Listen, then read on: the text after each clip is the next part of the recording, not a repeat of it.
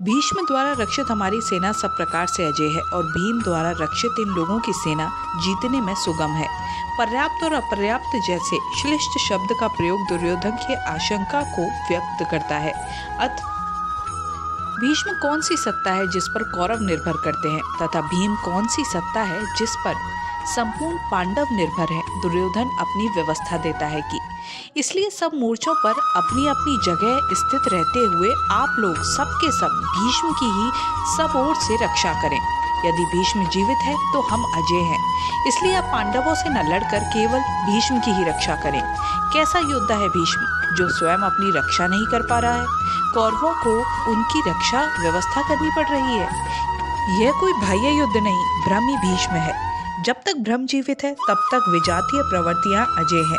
अजय का ये अर्थ नहीं कि जिसे जीता ही जा सके, बल्कि अजय का अर्थ दुर्जय है, जिसे कठिनाइयों से जीता जा सकता है। यदि भ्रम समाप्त हो जाए तो अविज्ञा अस्तित्वहीन हो जाए। मोह इत्यादि जो आंशिक रूप से बचे भी हैं शीघ्र ही समाप्त हो जाएंगे। भीष्म की इच्छा मृत्यु थी, इच्छा ही भ्रम है। इच्छा का अंत और भ्रम का मिटना एक ही बात है। इसी को संत कबीर ने बहुत ही सरलता से कहा है। इच्छा काया इच्छा माया, इच्छा जब उपजाया, कह कबीर जे इच्छा विवर्जित, ताका पार न पाया। जहाँ भ्रम नहीं होता वह अपार और अव्यक्त है। इस शरीर के जन्म का कारण इच्छा है, इच्छा ही माया है, इच्छा ही जगत की उत्पत्ति का कारण है। जो इच्छाओं से सर्वथा रहित है, ताका पार न पाया, वे अपार अनंत असीम तत्व में प्रवेश पा जाता है। जो कामनाओं से रहित आत्मा में स्थिर आत्म स्वरूप है, उसका कभी पतन नहीं होता। वह ब्रह्मा के साथ एक हो जाता है। आरंभ में इच्छाएं अनंत होती हैं और अंततोगत्व परमात्मा प्राप्ति की इच्छा शेष रहती है। जब ये इच्छा भी पूरी हो जाती है तब इच्छा भी मिट जाती है। भीम द्वारा रक्षित इन लोगों की सेना जीतने में सुगम है। भाव रूपी भीम भावे विदिते देव, भाव में वह क्षमता है जो अविदित परमात्मा भी विदित हो जाता है। श्री कृष्ण ने इसे श्रद्धा कहकर संबोधित किया है। भाव में वह क्षमता है कि भगवान को भी वश में कर लेता है।